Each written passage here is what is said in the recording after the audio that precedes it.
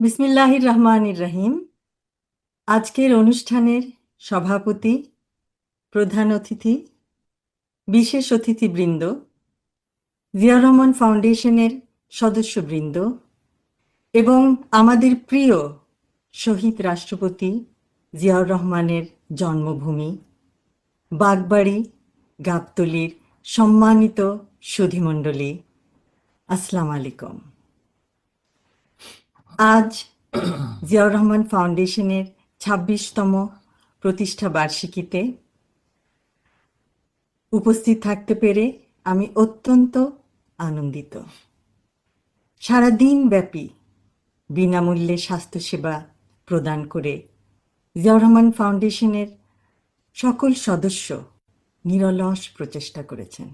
তাদের সকলকে জানাই আমি আন্তরিক ধন্যবাদ ও অভিনন্দন। মানব সভ্যতার এক ক্রান্তি লগ্নে আমরা আজ পৌঁছে গেছি, কিন্তু আর্তমানবতার সেবায় আমরা সকলে নিজ নিজ ক্ষেত্রে প্রচুর অবদান রাখতে পারি। এই সংকল্প নিয়েই গত ২৬টি বছর ধরে এগিয়ে চলেছে এই ফাউন্ডেশন। এই ফাউন্ডেশনের প্রতিটি সদস্যের মানবতা, আত্মত্যাগ অকল্পনীয়। মানব সেবায় তারা ছুটে যায় দেশের এক প্রান্ত থেকে অন্য প্রান্তে। এর নজির আমরা দেখেছি, যখন দেশের যে কোনো প্রয়োজনেই তারা দেশবাসীর পাশে দাঁড়ায়।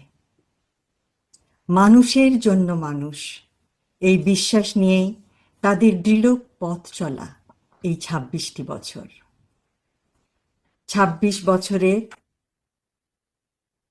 স্বল্প সামর্থ্যে অথচ আকাশচুম্বী মানবিকতায় তারা বহু মানুষকে প্রতিষ্ঠিত করেছে।